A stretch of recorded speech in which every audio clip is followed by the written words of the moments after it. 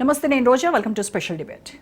కొద్ది రోజులుగా టీడీపీ జాతీయ ప్రధాన కార్యదర్శి నారా లోకేష్ను డిప్యూటీ సీఎం చేయాలి అనే డిమాండ్ పెరిగింది. మొదట్లో క్యాడర్ నుంచి మొదలైనటువంటి డిమాండ్ ఇప్పుడు లీడర్స్ వరకు పాకింది. త్వరలోనే మంత్రివర్గ పునర్వ్యవస్థీకరణ ఉన్న నేపథ్యంలో తెలుగు తమ్ముళ్లు ప్రకటనలు చేస్తున్నారు. చిన్నబాబుకు పెద్ద ప్రమోషన్ ఇవ్వాలని పట్టుబడుతున్నారు. టీడీపీ లీడర్ల స్టేట్మెంట్ల వెనుక హైకమాండ్ ఆశీస్సులు ఉన్నాయనేటువంటి చర్చ జోరుగా సాగుతోంది.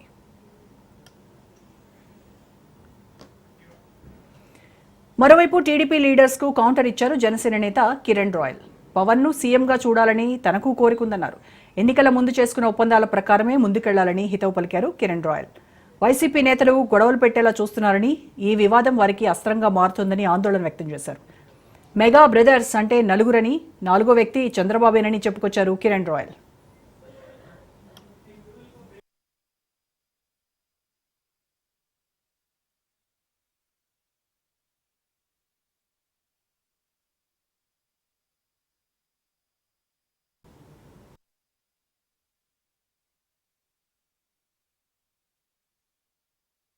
మూడు సంవత్సరాల్లో తెలుగుదేశం పార్టీ ఆవిర్భవించిన తర్వాత మూడవ తరం నేత మన పార్టీలోకి వచ్చారు, నారా లోకేష్ గారు. మరి పార్టీకి భవిష్యత్తులో యువతకు ఒక భరోసా ఇవ్వాలన్నా, పార్టీకి భరోసా ఇవ్వాలన్నా నారా లోకేష్ గారిని డిప్యూటీ సీఎం గా ప్రమోట్ చేయాలని చెప్పి మేమందరం కూడా కోరుకుంటున్నాం సార్. దీనివల్ల పార్టీకి బ్రహ్మాండమైన భవిష్యత్తు ఉంటుంది. అన్ని రకాలుగా యువతను ప్రోత్సహించే విధంగా ఆయన ఈరోజు ఐటీ రంగానికి కానీ, పారిశ్రామిక రంగానికి కానీ, అనేక సంస్థలు రాష్ట్రానికి తీసుకొచ్చే దాంట్లో కానీ ఆయన చేస్తున్న కృషిని ప్రజలందరూ గమనిస్తున్నాం. టీడీపీ కార్యకర్తలందరూ కూడా తెలుగుదేశం పార్టీ యువ నాయకులు, మంత్రివర్యులు నారా లోకేష్ గారిని డిప్యూటీ సీఎం చేయాలని చెప్పి వాళ్ళ మనసులో మాట, కోరిక అని చెప్పి అనేక సందర్భాల్లో వాళ్ళ నాయకులు కొన్ని చోట్ల మాట్లాడుతున్నారు. 2-3 ప్రాంతాల్లో చూసాం మనం ఆయన డిప్యూటీ సీఎం చేయాలనేసి. వాళ్ళ కోరిక డిప్యూటీ సీఎం చేయాలని నారా లోకేష్ గారు కోరుకుంటూ తప్పుగా, మా నాయకుడు పవన్ కళ్యాణ్ గారు కూడా ముఖ్యమంత్రిగా చూడాలని మాకు కోరుకుంటుంది కదా. పవన్ కళ్యాణ్ గారిని ముఖ్యమంత్రి చూడాలని 10 ఏళ్లుగా జనసేన పార్టీ కోట్లాది మంది కార్యకర్తలు ఈ రాష్ట్రంలో బడుగు బలహీన వర్గాల కులాలు కూడా కోరుకుంటారు పవన్ కళ్యాణ్ గారు ముఖ్యమంత్రి చూడాలని. ఎన్నికల ముందు ఏదైతే ఒప్పందాల ప్రకారం పెద్దలు ఇద్దరు అధినాయకులు కూర్చొని ఒప్పందాల ప్రకారం ఎన్నికలకు వెళ్ళాము, దాన్ని కంటిన్యూ చేస్తేనే మంచిదిగా ఉంటుంది కూటమికి. మళ్ళీ టీడీపీ నాయకులు అత్యుత్సాహంతో, ప్రేమతో మాట్లాడితే ప్రేమ మాకు మా నాయకుల మీద చాలా ఉంటుంది. వైసీపీ పేటింగ్ వాళ్ళు జోబీలో మైక్ వేసుకు తిరుగుతుంటారు. ఇప్పుడు ఒక 2-3 ఉన్నారు, వాళ్ళు మైక్ వేసుకు తిరుగుతూ వెంటనే కూటమిలో ఏం చెప్తే టపా నుంచి మాట్లాడేస్తారు బయటకు వచ్చి. అది అయిపోయింది, చీలిపోయింది, కూలిపోయింది, పారిపోయింది అనేసి. అలాగే కదా. ఎట్టకేలకు దిద్దుబాటు చర్యలకు శ్రీకారం చుట్టింది టీడీపీ. లోకేష్ను డిప్యూటీ సీఎం చేయాలి అనే డిమాండ్పై హైకమాండ్ సీరియస్ అయింది. అత్యుత్సాహం ప్రదర్శించొద్దని పసుపు నేతలను వారించింది. కూటమి నేతలు మాట్లాడుకున్నాకే ఏదైనా నిర్ణయాలు ఉంటాయని, ఎవరికి నచ్చినట్టు వాళ్లు ఇష్టానుసారంగా మాట్లాడొద్దని ఆదేశించింది టీడీపీ హైకమాండ్.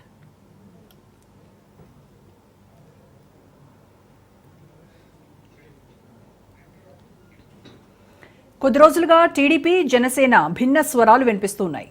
తిరుపతి ట్రాజడీపై బాబు, పవన్ చెరో మాట మాట్లాడారు. అధికారులపై ముఖ్యమంత్రి చంద్రబాబు వేటు వేశారు. తప్పంతా ఈవో, జేఈఓదనని అన్నారు డిప్యూటీ సీఎం పవన్ కళ్యాణ్.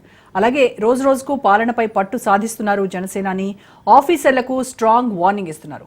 మహిళలపై అఘాయిత్యాలు జరిగితే ఉపేక్షించేది లేదన్నారు పవన్. లా అండ్ ఆర్డర్లో ఇష్టం వచ్చినట్టు చేస్తే తాట తీస్తామన్నారు. తాను తెగించే రాజకీయాల్లోకి వచ్చానన్నారు జనసేనాని.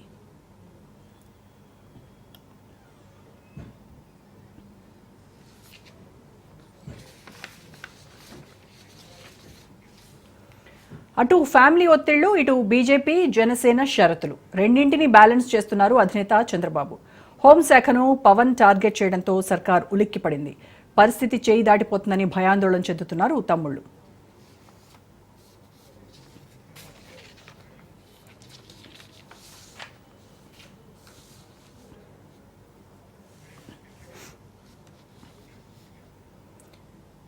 రైట్, ఇక ఇదే అంశంపై డిబేట్ చేద్దాం. డిబేట్లో పార్టిసిపేట్ చేస్తున్నారు గాదె వెంకటేశ్వరరావు గారు, జనసేన నాయకులు, గురుమూర్తి గారు, టీడీపీ నేత, Gouda welfare corporation chairman, Suhasini Anand గారు, బీజేపీ అధికార ప్రతినిధి, అలాగే అందే సత్యం గారు, విశ్లేషకులు జాయిన్ అయ్యారు. నమస్కారం అండి అందరికీ.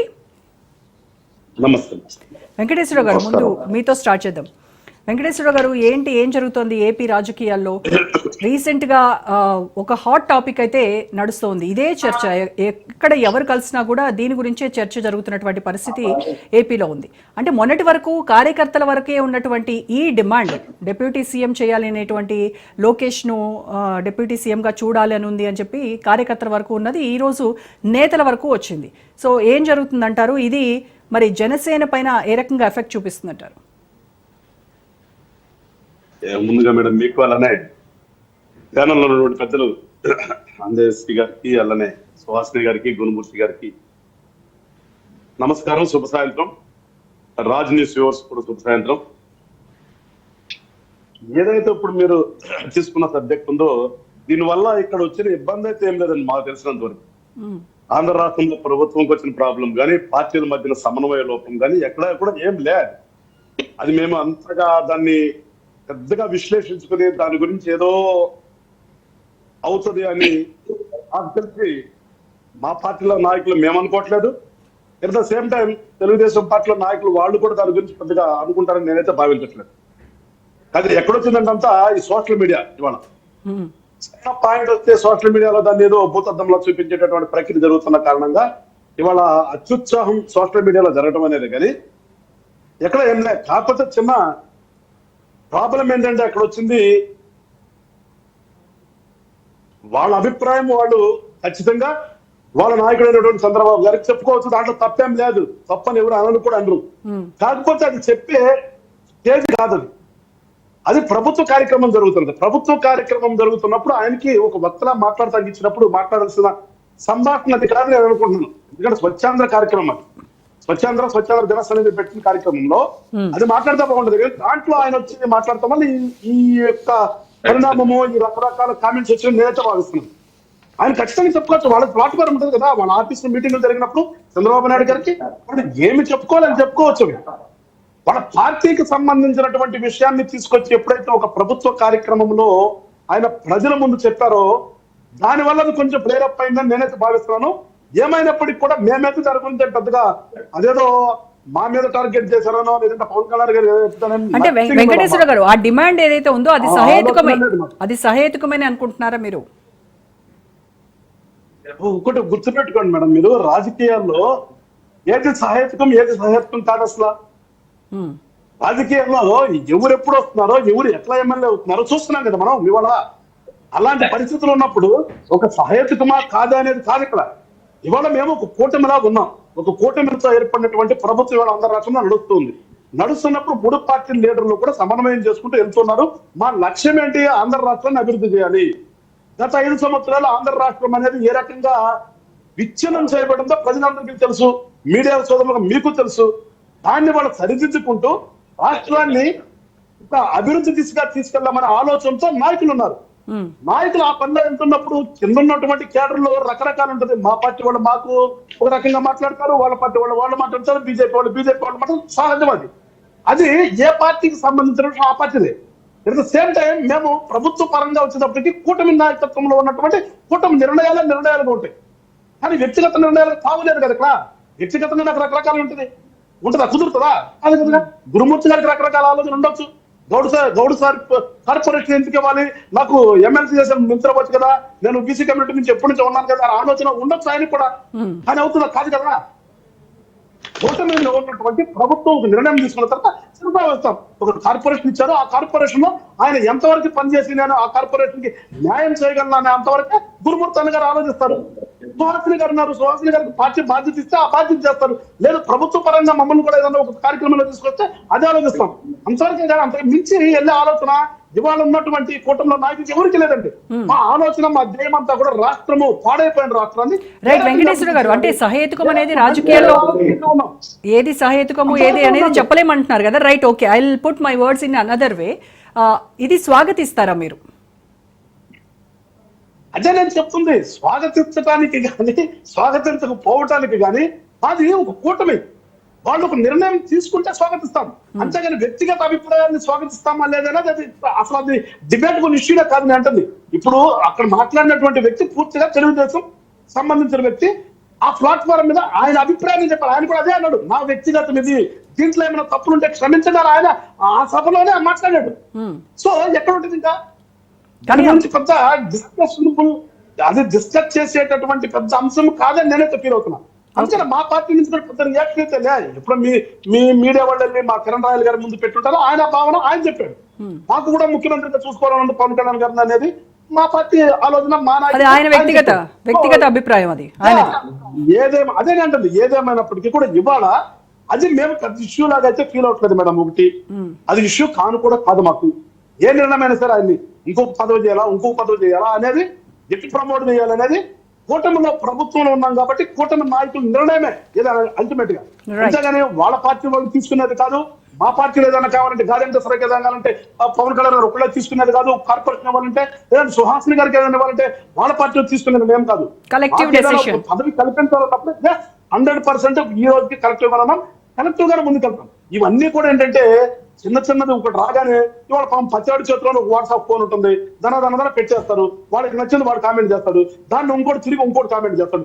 ఇలా ఒక ఇష్యూ చేస్తారు ఇన్ని రోజుల నుంచి చెప్తే దాంట్లో నథింగ్ ఇష్యూ. అది డిబేటబుల్ ఇష్యూనే కాదు. ఖచ్చితంగా మా ఆలోచన రాష్ట్ర ప్రజలు అదే ఆలోచనతో ముందుకెళ్తాం. అట్లాగే వెళ్తాం. చాలా కాలం మా పొరుగు కోరుకుంటున్నారు ఈ కూటమి చాలా కాలం ఉండాలి. ఎందుకోసం?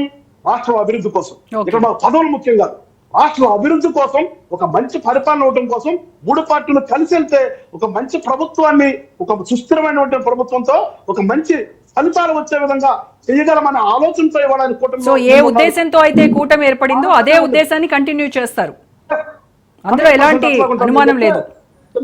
నథింగ్ అండి. చిన్న ఇష్యూలు అనేది ఇష్యూనే కాదు. అది ఏ పార్టీకి ఆ పార్టీ నిర్ణయించుకుంటాం. అది ఏదన్నా వచ్చినప్పుడు ముగ్గురు కలిసి కూర్చొని ఒక నిర్ణయం తీసుకుంటారు. మాలాంటి క్యాడర్ అందరూ కూడా ఖచ్చితంగా స్వాగతిస్తాం. అక్కడ నుంచి కూటమి ఏ నిర్ణయం తీసుకుని ఆ నిర్ణయాన్ని స్వాగతిస్తాం అనేది మేము నేర్చుకున్నది, చేయాలని ఒక ఆలోచనతో ఉన్నాం మేము. వెంకటేశ్వర గారు మాట్లాడుతూ ఇప్పుడు శ్రీనివాసులు రెడ్డి గారు మాట్లాడినా, సోమిరెడ్డి గారు మాట్లాడినా, పిఠాపురం వర్మ గారు మాట్లాడినా, ఎవరు మాట్లాడినా సరే అవి వాళ్ళ వ్యక్తిగత అభిప్రాయాలు మాత్రమే. దీనికి పార్టీకి, కూటమి ప్రభుత్వానికి ఎలాంటి సంబంధం లేదు. ఎవరు ఎన్ని రకాలుగా అయినా మాట్లాడొచ్చు, ఊహించుకోవచ్చు, ఇంకా ఎక్కువ కూడా ఊహించుకోవచ్చు అని చెప్తున్నారు. అయితే వ్యక్తిగతంగా మాట్లాడారు సరే, ఇది కలెక్టివ్ డెసిషన్ అయితే, ఇన్ కేస్ కూటమి ప్రభుత్వం కలిపి తీసుకున్నటువంటి నిర్ణయం అయితే మేము స్వాగతిస్తామని కూడా చెప్తున్నారు. అమ్మ, మీకు ప్యానల్లో ఉన్నటువంటి నాకు మంచి మిత్రులు జనసేన నాయకులు గాదే వెంకటేశ్వరరావు గారికి, బీజేపీ అధికార ప్రతినిధి సుహాసిని గారికి, అదేవిధంగా అనలిస్ట్ అందే సత్యం గారికి, అదేవిధంగా ప్రేక్షక మహాశీలు అందరికి కూడా నా హృదయపూర్వక నమస్కారాలు తెలియజేసుకుంటూ, ఈరోజు మీరు ఏదైతే చెప్పారో, గాదే వెంకటేశ్వరరావు గారు ఏదైతే చెప్పారో, ఎందుకంటే ప్రజలు మాకు అధికారం ఇచ్చారు, పెద్ద మ్యాండేట్ ఇచ్చారు, పెద్ద ఎత్తున విజయం చేకూర్చారు. ఆ తర్వాత కూటమి, ఎన్డీఏ కూటమి ఏదైతే ఉందో కూర్చొని ఎవరికి ఏ పదవి ఇవ్వాలనేది ఒక నిర్ణయం తీసుకున్నారు. తర్వాత నిన్న జరిగినటువంటి పరిణామం ఏదైతే ఉందో, ఇప్పటికే మాకు హైకమాండ్ ఈ విషయం మీద మాట్లాడొద్దని చెప్పి చెప్పడం జరిగింది. ఎందుకంటే గాదే వెంకటేశ్వర గారు చెప్పినట్టుగా కూటమి తీసుకున్న నిర్ణయాలను మేము స్వాగతిస్తాం.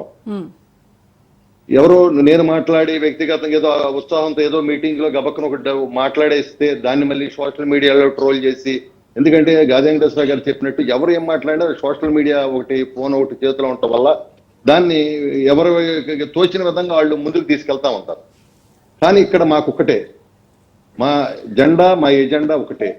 మేము అధికారంలోకి వచ్చిన తర్వాత ఈ 6 నెలల పైబడి మా యొక్క లక్ష్యం, మా చంద్రబాబు నాయుడు గారు కావచ్చు, పవన్ కళ్యాణ్ గారు కావచ్చు, లోకేష్ గారు కావచ్చు, ఈ రాష్ట్రం అభివృద్ధి సంక్షేమం దృష్టిలో పెట్టుకుని మేము పనిచేస్తున్నాం. ఎందుకంటే గత 5 సంవత్సరాలుగా ఈ రాష్ట్రం అన్ని రంగాల్లో కూడా వెనకబడిపోయింది. మరి అదేవిధంగా మొత్తం ఈ రాష్ట్రాన్ని ధ్వంసం చేశారు, ఈ రాష్ట్రాన్ని దోపిడీలు చేశారు, ఈ రాష్ట్రంలో అనేక కుంభకోణాలు జరిగినాయి. అటన్నిటి మీద మేము దృష్టి పెట్టాలి. ఇంకొక పక్కన అమరావతి, పోలవరం, అదేవిధంగా ఏదైతే రైల్వే జోన్ కావచ్చు, మరి నిన్ననే విశాఖపట్నానికి సంబంధించి మరి ప్రత్యేక ప్యాకేజీ కావచ్చు, అదేవిధంగా ఎస్సీ, బీసీ, ఎస్టీ, మైనార్టీ వర్గాలకు చెందినటువంటి సంక్షేమం కావచ్చు, వీటన్నిటి మీద దృష్టి పెట్టి మేము పనిచేస్తా ఉన్నాం. ఎందుకంటే ఇంత పెద్ద ఎత్తున ఈ రాష్ట్రంలో కూటమి ప్రభుత్వం ఉన్నప్పుడు ఎవరో ఒకళ్ళు ఏదో ఒకటి ఎక్కడో చోట మాట్లాడుతూ ఉంటారు. ఎవరో ఒకళ్ళు ఏదో ఒక నాయకుడు మాట్లాడినప్పుడు అది తీసుకొచ్చి సోషల్ మీడియాలో ట్రోల్ చేయటం, ఆ తర్వాత అందుకోకుండా అది పెద్ద ఎత్తున ట్రోల్ అవటం, దాని మీద ఈ టీవీల్లో మనం మళ్ళీ డిబేట్లు పెట్టుకోవాల్సిన పరిస్థితులు రావటం ఇవన్నీ కూడా ఒక రకంగా చెప్పాలంటే బాధగా ఉంది, దురదృష్టకరం అనమాట. Yeah. ఇవాళ మాకు ఒక్కటే మేము చెప్పేది, కూటమి ప్రభుత్వం తీసుకున్నటువంటి ఏ నిర్ణయానికైనా మేము అందరం కూడా కట్టుబడి పనిచేస్తాం. ఎవరైనా కట్టుబడి పనిచేయాల్సిందే.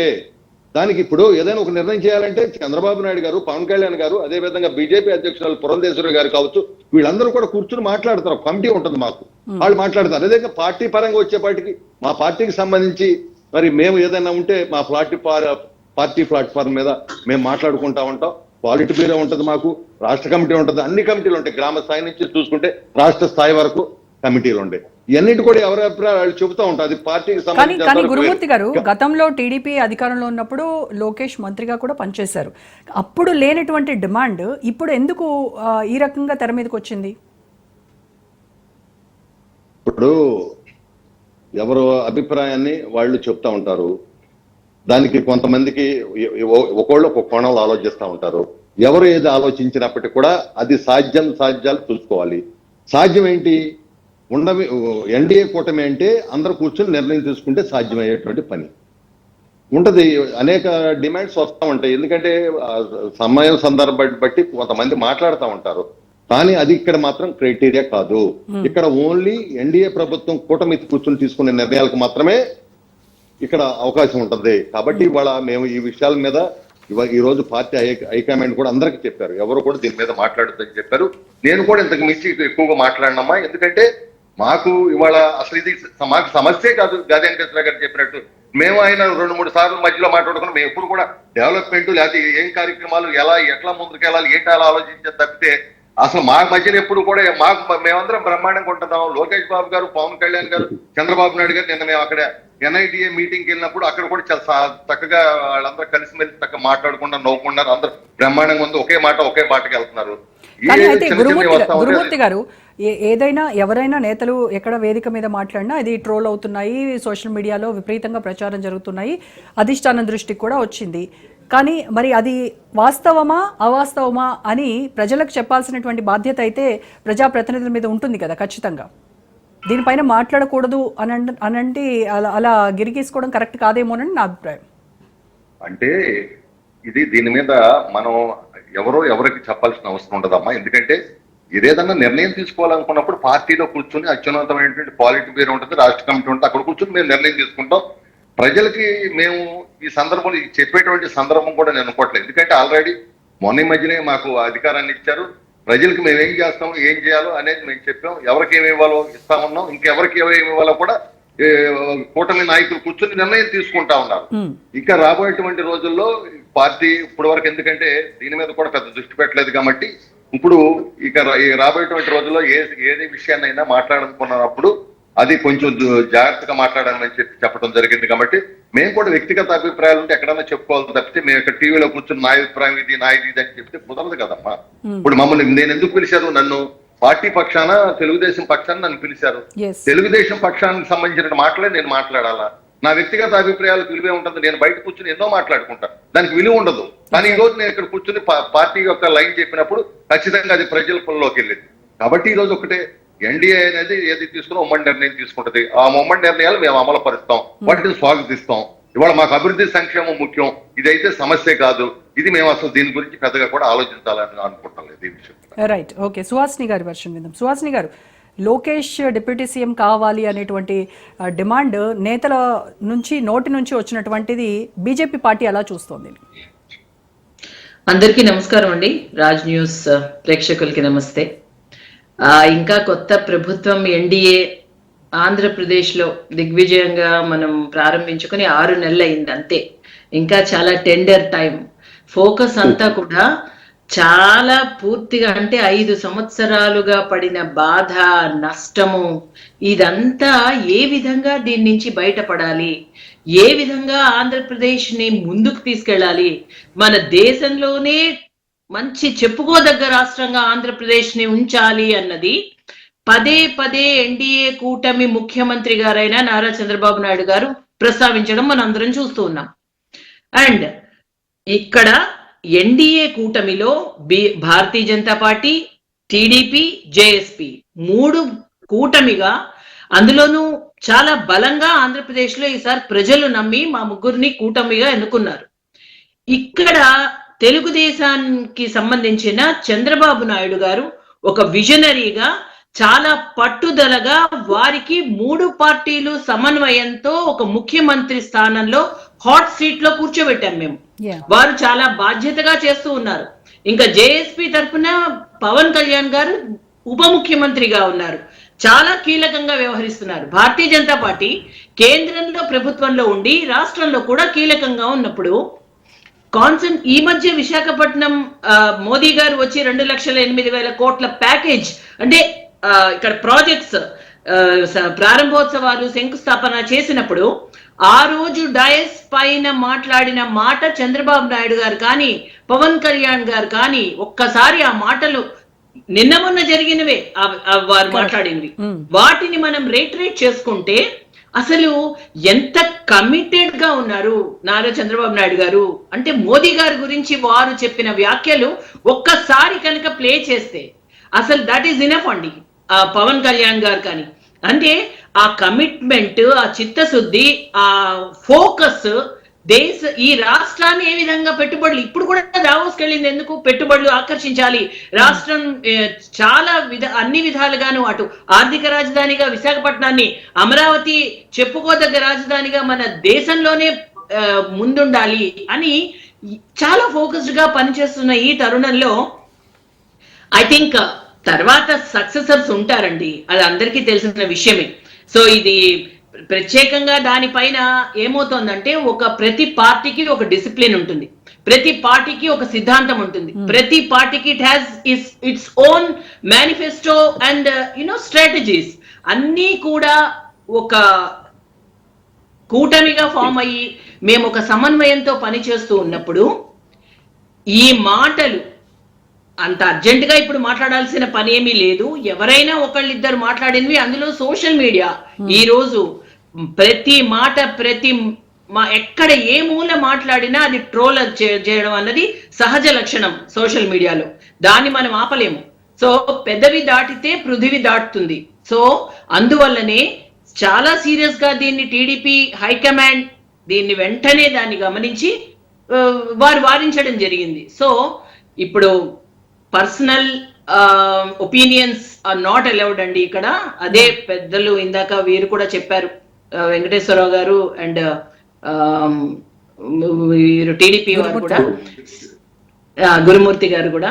సో అందువల్ల అది ఆ మాట మీద దట్ ఈస్ అవర్ కమిట్మెంట్ అంతేనండి. సో ఎంత మనం 6 నెలల్లోనే దీనికి ఏదో అంటే ఇప్పుడు ఉంటారు డెఫినెట్లీ తర్వాత లీడర్స్ ప్రతి పార్టీలో ఉండకపోరు, వారందరికీ ఉన్న టాలెంట్స్ కానీ ఎబిలిటీస్ కానీ ఈ రోజు కొత్తగా మనం డిసైడ్ చేసుకుని డిస్కస్ చేసేవి ఏమీ లేవు. బికాస్ అందరూ కూడా చాలా చక్కని నాయకులు ఉన్నారు తర్వాత.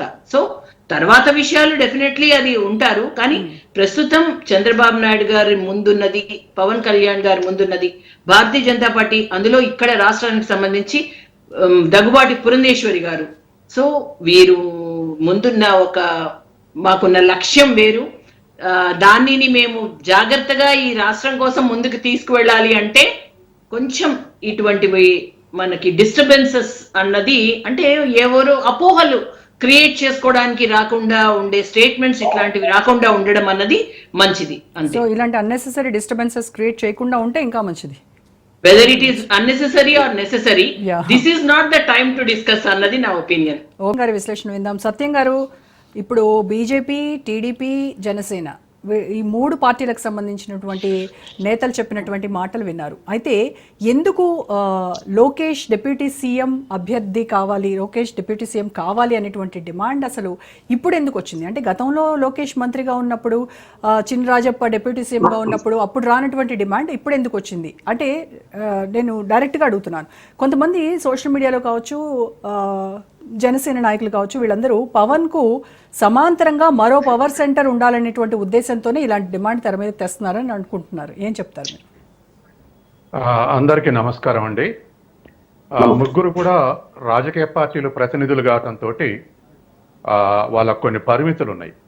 కాబట్టి కన్క్లూజన్ వ్యక్తిగత అభిప్రాయాలకు తావులేదు. అధిష్టానాలు నిర్ణయ ఫైనల్ అని చెప్పేసి ముగ్గురు కూడా ఒకే కన్క్లూజన్ చెప్పారు. ఎగ్జాక్ట్లీ. అది వాస్తవమే.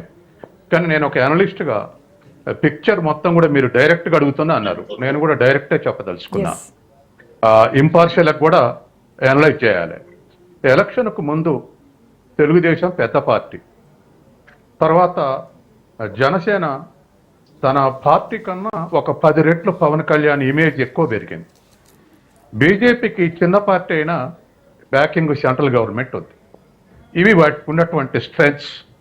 ఈ స్ట్రెంగ్త్లో డిఫరెంట్ యాక్షన్స్లో ముఖ్యంగా వైఎస్ఆర్సీపీ చేసిన అసాల్ట్కు తెలుగు ఎలక్షన్ల ముందర తెలుగుదేశం శ్రేణులు కూడా అన్నీ కూడా నిర్వీర్యమైపోయి ఉన్నాయి. అదే సందర్భంలో చంద్రబాబు నాయుడుని అరెస్ట్ చేసినప్పుడు మరీ నర్వస్ అయ్యారు. అప్పుడు పవన్ కళ్యాణ్ ధైర్యంగా చంద్రబాబు నాయుడు సందర్శించి తెలుగుదేశాన్ని ముందుకు తీసుకెళ్లి ఆ తర్వాత బీజేపీ తెలుగుదేశం పొత్తు కుదర్చడంలో కీలక పాత్ర రావడంతో తన పాత్ర పెరిగింది. తను ఎలివేట్ అయ్యాడు. ఆ తర్వాత హీరోగా ఉన్నటువంటి ఇమేజ్ బహిరంగ సభల్లో అవుపడింది. అంటే అతను ఒక క్రౌడ్ పుల్లర్. అటువంటి క్రౌడ్ పుల్లరు ఆంధ్రప్రదేశ్లో నెంబర్ 1 క్రౌడ్ పుల్లర్ అతనే. ఆ సమయానికి ఎలక్షన్లు చేసే సమయానికి ఇప్పటికి కూడా అతనే క్రౌడ్ పుల్లర్. కానీ పెద్ద పార్టీ చంద్రబాబు నాయుడు పార్టీ, పెద్ద పార్టీ. తర్వాత మూడవది ఇలా 3 పార్టీలను సమన్వయం చేయటం, కేంద్ర ప్రభుత్వాన్ని తీసుకురావటం, వీటన్నిటితో పాటు డిప్యూటీ సీఎం అయిన తర్వాత ఇంకొంత ఇమేజ్ పెరిగింది. ఎందుకంటే ఆయన మీద ఫ్రెష్గా పాలిటిక్స్లో రావటం, కరప్షన్ ఛార్జెస్ లేకపోవటం, డైరెక్ట్గా సూటిగా మాట్లాడటం, జగన్ కానీ వైసీపీ కానీ నిలవేసి మాట్లాడటం, ఇవన్నీ కూడా జనసేనకు ఉన్నటువంటి స్ట్రెంత్ కన్నా పవన్ కళ్యాణ్ యొక్క ఇమేజ్ ఒక 10 టైమ్స్ పెరిగింది. అసలు అధికారం రావటానికి ప్రధాన సూత్రధారి పవన్ కళ్యాణే అనేటువంటి స్థితికి జనంలో ఇమేజ్ పెరిగింది. ఆ తర్వాత డిప్యూటీ సీఎం అయిన తర్వాత తను డైరెక్ట్గా ఏదైనా అకౌంటబుల్గా ప్రశ్నించడం, తర్వాత స్టేట్మెంట్స్ కూడా స్ట్రైట్గా ఉంటాం, తర్వాత వైసీపీని కౌంటర్ అటాక్ చేయటంలో ఫోర్ ఫ్రంట్లు ఉంటాం, వీటన్నిటితోటి దరిదాపు చంద్రబాబు నాయుడు స్థాయి, పేరుకు డిప్యూటీ ముఖ్యమంత్రి కావచ్చు కానీ చంద్రబాబు నాయుడు స్థాయి జనంలో పవన్ కళ్యాణ్ కూడా వచ్చింది. అది వాస్తవం. ఇవాళ ఉన్నటువంటి పరిస్థితుల్లో రెండోది పవన్ కళ్యాణ్ దరిదాపు మోడీకి ఇష్టపాత్రుడుగా మారాడు. ఇప్పుడు స్టేట్ బీజేపీ పార్టీ ఉన్నప్పటికీ సమాంతరంగా పవన్ కళ్యాణ్ కూడా ఇష్టపడేటువంటి స్థితికి వచ్చింది. మోడీ పర్సనల్గా ఇద్దరి మధ్య దరిదాపు ఒక క్లోజ్నెస్ డెవలప్ అవు వచ్చింది. కాబట్టి ఇవాళ ఉన్నటువంటి ఈ పరిస్థితుల్లో ఒక ఆల్టర్నేటివ్ మనిషిగా, అంటే మూడో వ్యక్తిగా అవుపడుతున్నాడు. అంటే చంద్రబాబు నాయుడు, జగన్, పవన్ కళ్యాణ్ ముగ్గురు ఒక డిప్యూటీ సీఎం కావచ్చు కానీ ఇమేజ్ మాత్రం వాళ్ళిద్దరు స్థాయిలో ఇవాళ జనంలో ఉంది. ఇది వాస్తవం. అయితే ఇప్పటి వరకు కూడా ఎన్డీఏ కూటమి ఎవరి ఇమేజ్ ఎట్లున్నా, ఎవరేది మాట్లాడినా పెద్దగా అపార్థాలు చేసుకోలేదు. కానీ హోమ్ మినిస్టర్ విషయంలో, హోంశాఖ విషయంలో ఒక అగ్రెసివ్గా మాట్లాడేసరికి కదలికి వచ్చింది. అరే పవన్ కళ్యాణ్ దరిదాపు ముఖ్యమంత్రి లాగా మాట్లాడాడు, ఆ బాధ్యతగా మాట్లాడిన వాళ్ళు కొంతమంది, కాదు హైహ్యాండెడ్గా మాట్లాడే వాళ్ళు కొంతమంది అనుకున్నారు. ఆ తర్వాత ఇవాళ తిరుపతి ఇన్సిడెంట్ జరుగుతుంటే ఒకవైపు చంద్రబాబు నాయుడు పోయి అధికారులను సస్పెండ్ చేసి ఇది మొత్తం చేసిన తర్వాత మళ్ళీ పవన్ కళ్యాణ్ కూడా విజిట్ చేసి అసలు నేను క్షమాపణ చెప్తున్నా, మీరు ఎందుకు చెప్పరని చెప్పేసి చైర్మన్ నిలదీయటం, చైర్మన్ క్షమాపణ చెప్తున్నా అంటాం. వీరంతా చూసి ఇవాళ ఒక అనుమానించే వాళ్ళు మోడీ యొక్క బ్యాకింగ్ చూసే, కేంద్ర ప్రభుత్వం యొక్క బ్యాకింగ్ పవన్ కళ్యాణ్కి ఉంది కాబట్టే ఇంత అగ్రెసివ్ గా మాట్లాడుతున్నాడు అనుకునే వాళ్ళు కొంతమంది ఉన్నారు. కాదు వాళ్ళ ధైర్యంతో ఇవాళ ప్యారలల్ గా ప్రభుత్వం నడిపేటువంటి స్థితిలో మాట్లాడుతున్నాడని ఇంకొంతమంది అనుమానించేటువంటి స్థితి వచ్చింది. తర్వాత కాదు ఇది ఇంకా ఎడలుపు అయితే మనం దాంట్లో నుంచి బెనిఫిట్ కావచ్చు అని చెప్పేసి ప్రతిపక్షంగా ఉన్నటువంటి వాళ్ళు కూడా భావించేటువంటి స్థితి వచ్చింది. ఈ స్థితి వచ్చిన తర్వాత తెలుగుదేశం శ్రేణిలో కొంత కదలికి వచ్చింది. అరే మా లోకేష్ వెనకబడిపోతుండు, లోకేష్ను మాత్రం డిప్యూటీ సీఎంగా ఎందుకు చేయకూడదు అనేటువంటి చర్చ వచ్చింది. ఇదే సందర్భంలో ఇంపార్షియల్గా మాట్లాడాలంటే 3 రోజుల కింద ఆంధ్రజ్యోతిలో రాధాకృష్ణ గారి కాలం వచ్చింది. ఆ కాలంలో ఎంత మంచి వచ్చినా అది చంద్రబాబు నాయుడుకే క్రెడిబిలిటీ వస్తుంది తప్ప లోకేష్కి రావడం లేదు. రానున్న కాలంలో బీజేపీ బ్రహ్మాండంగా పవన్ కళ్యాణ్ ప్రోత్సహిస్తుంది. మరి ఇంకొక 4-5 ఏళ్ళు అయితే 78 ఇయర్స్ ఏదో వచ్చి ఓల్డ్ ఏజ్ వస్తే లోకేష్ వెనకబడిపోతున్నాడని చెప్పేసి రాధాకృష్ణ కాలంలో రాశాడు. ఇది మొత్తం కూడా బయట చర్చ. ఈ కాలం ఇదంతా కూడా ఏమొచ్చిందంటే లోకేష్ వెనకబడిపోతున్నాడు కాబట్టి లోకేష్ ను కూడా ముందుకు తీసుకురావాలి, ఈక్వల్ గా పవన్ కళ్యాణ్ స్థాయిలో చూడాలన్నటువంటిది తెలుగుదేశం శ్రేణుల్లో కొంతమందికి వచ్చింది. రావటంతో ఇవాళ మన లోకేష్ ను కూడా డిప్యూటీ ముఖ్యమంత్రిని చేయాలి అని చెప్పేసి అక్కడక్కడ రావటం, పత్రికలు రావటం, సోషల్ మీడియాలు రావటం. సోషల్ మీడియాలో తప్పు పట్టాల్సిన అవసరం లేదు ఎవరం కూడా. అది సామాన్యుల చేతుల్లో అది ఒక వెపన్. కొన్ని నెగటివ్స్ ఉన్నాయి, కొన్ని పాజిటివ్స్ ఉన్నాయి. ఛానల్స్ అన్ని కొద్దిమంది చేతుల్లో కేంద్రీకృతం ఉన్నాయి, కానీ సామాన్యుల చేతుల్లో కూడా ఛానల్ ఉందంటే సోషల్ మీడియానే అన్నది. అసలు అన్నవాళ్ళు పక్కన పెట్టి సోషల్ మీడియానే క్రియేట్ చేసింది కరెక్ట్ కాదు అన్నటువంటి శ్రేణులు అన్నారు. కాబట్టి దీనికి కౌంటర్ గా ఇవాళ జనసేన వాళ్ళు కూడా మేము పవన్ కళ్యాణ్ కూడా ముఖ్యమంత్రి చేయాలనుకుంటున్నామని, ఇదంతా ఒక ఏదో డిఫరెన్స్, ఎన్డీఏలో డిఫరెన్సెస్ మొదలైనవి, ఇది ఎక్కడికి పోతో అన్నటువంటి కాస్త ఫేవర్గా ఆలోచించేటువంటి అభిమానులకు ఒక ఆందోళనకర స్థితికి వచ్చేసింది. రావటంతో ఇవాళ చంద్రబాబు నాయుడు అమెరికా నుంచి కూడా, దావోస్ నుంచి కూడా ఇది ఆయన దృష్టికి పోవటంతో ఫుల్ స్టాప్ పెట్టాలి, లోకేష్ని ఏం చేయాలి ఏమిటి అనేటువంటిది ఎవరు ఇన్వాల్వ్ కావట్లేదు. అయితే సత్యం గారు ఆ రోజు వేదిక పైన శ్రీనివాస్ రెడ్డి గారు మాట్లాడుతున్నప్పుడు ఆ వేదిక పైన చంద్రబాబు నాయుడు గారు ఉన్నా కూడా ఇప్పుడు కాదండి, ఇప్పుడు మాట్లాడుతుంటే అప్పట్లక్కప్పుడు సొంత శ్రేణుల్ని ఖండించను లేరు, తర్వాత అప్పట్లక్కప్పుడు ఇది తప్పని చెప్పను లేరు. కాబట్టి ఇవాళ ఇది డిస్టర్బెన్సెస్ వస్తుందన్న తర్వాతనే ఈ వార్నింగ్ వచ్చింది. మీరు లోకేష్ గురించి చర్చించొద్దనే వార్నింగ్ వచ్చింది. అంటే ఒక డిస్టర్బ్డ్ వాతావరణం వచ్చింది నిజం. ఇవి ఇండివిజువల్ గా శ్రేణులు ఎందుకు పోటీ పడతాయి? అవతల దానికి యువతల దానికి వాళ్ళు కౌంటర్లు ఇచ్చుకుంటా పోతే ఇదే స్థితి వస్తుంది. దీంతో ఇమేజ్ పోతుంది. అంటే అద్దు పద్దు లేకుండా మాట్లాడుతున్నట్టు ఇమేజ్ పోతుంది. ఇప్పుడు మన మిత్రులు ముగ్గురు కూడా అదే కదా కన్క్లూజన్ వచ్చింది. ఇండివిజువల్ ఒపీనియన్ కు స్థానం లేదండి, కూటమిగా కమిటీలు నిర్ణయించింది ఆ ఫైనల్ అన్నారుగా, అనవలసి వచ్చిందిగా వాళ్ళు. కాబట్టి ఇవాళ వాస్తవానికి పవన్ కళ్యాణ్ మాట్లాడినటువంటి ఆ అగ్రెసివ్నెస్ దరిదాపు ముఖ్యమంత్రికి సమాంతరంగా ప్రజలు చూసే స్థితి వచ్చింది. కాబట్టి ముఖ్యమంత్రి ఉండగా పవన్ కళ్యాణ్ ఓవర్టేక్ చేయడం కరెక్ట్ కాదు అనేటువంటి తెలుగుదేశంలో కొంతమంది అభిమానుల యొక్క అభిప్రాయం ఖచ్చితంగా అది జనంలో కూడా వచ్చేసింది. కాబట్టి ఇప్పుడు అన్ని తర్వాత రెండోది, ఇప్పుడు ఇచ్చిన వార్నింగ్ కన్నా కూడా మొన్న అమిత్ షా వచ్చి కన్క్లూడ్ చేశాడు. అమిత్ షా వచ్చి ఏమన్నాడు? చంద్రబాబు నాయుడు ముఖ్యమంత్రి ఆధ్వర్యంలో ప్రధానమంత్రి మోడీ సహకారంతో ఆంధ్రప్రదేశ్ అభివృద్ధి చేస్తాం, భవిష్యత్తులో కూడా లక్షల కోట్లు ఇస్తామని చెప్పాడు. అంటే దాని అర్థం ఏంటి? మేము పవన్ కళ్యాణ్ బ్యాకింగ్ అని మీరు అబద్ధం చేసుకున్నారు, మేము చంద్రబాబు నాయుడు కూడా బ్యాకింగ్ ఉన్నామనే సిగ్నల్ జనంలో వదిలిపెట్టారు. కాబట్టి ఇవాళ ఇదేదో డిస్టర్బెన్స్ వస్తుంది రావద్దు అన్నటువంటి అభిప్రాయం బీజేపీకి ఉంది కాబట్టే అమిత్ షా ఆ మాట మాట్లాడగలిగాడు. ప్రధానమంత్రి వచ్చినప్పుడు పవన్ కళ్యాణ్ ని కూడా ఇష్టడుగా మాట్లాడారు. కాబట్టి ఇదంతా ఏటో పోతుందని చెప్పేసి అమిత్ షా మాట్లాడిన తర్వాత సబ్సైడ్ అయిపోయింది. ఇంకేం ఆ తర్వాత స్టేట్మెంట్స్ రాలేదు. కాబట్టి అది పవన్ కళ్యాణ్ కూడా సిగ్నల్, మేము చంద్రబాబు నాయుడు కూడా మిత్రుగా చూస్తున్నాం, నిన్నే కాదన్నటువంటి పరోక్ష సిగ్నల్. చంద్రబాబు నాయుడు ఆధ్వర్యంలో ఏపీ డెవలప్ అవుతుంది అనేటువంటి ఒక సిగ్నల్. కాబట్టి ఇవాళ అమిత్ షా వచ్చిన తర్వాత సబ్సైడ్ అయింది.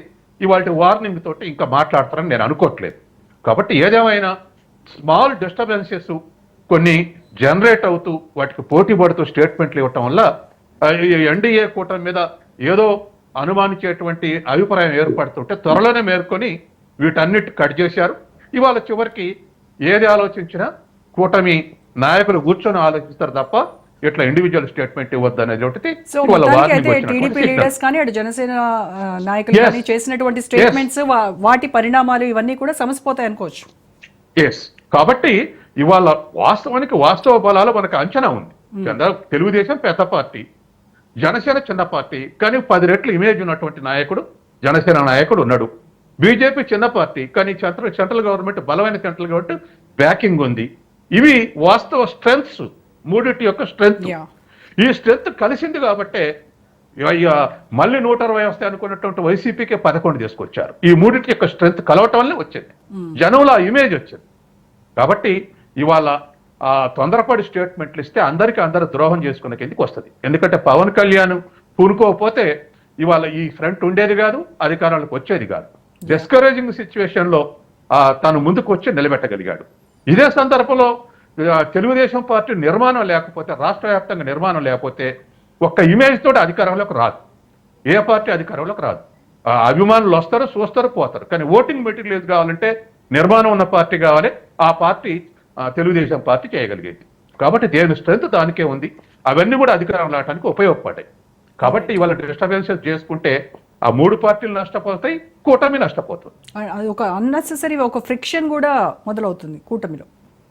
ఇప్పుడు ఇప్పుడు ఒక్కొక్కరు ఇమేజ్ ఒకళ్ళకు ఉంటదండి.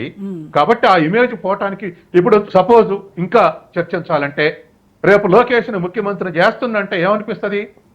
ఎవరికైనా ఏమనిపిస్తుంది? 199 మందికి ఏం చేస్తారు? పవన్ కళ్యాణ్ చర్చ చేయడానికి ముఖ్యమంత్రిని చేసి అనుకుంటారు జనం.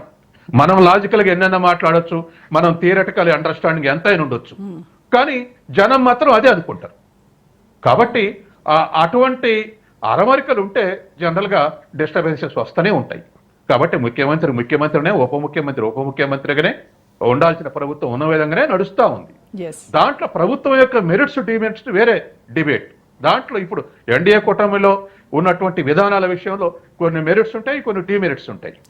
కాబట్టి ఈ ఎన్డీఏ కూటమిలో ఉండేటువంటి మెరిట్స్ వెనకకు పోయి డిమెరిట్స్ ముందుకు వస్తాయి. ఏది భేదాభిప్రాయాలు వస్తాయి. కరెక్ట్ అండి. Right. Thank you so much Satyam garu, Gurumurthy గారు, వెంకటేశ్వరరావు గారు, సుహాసిని ఆనంద్ గారు. థ్యాంక్ యూ సో మచ్ అండి.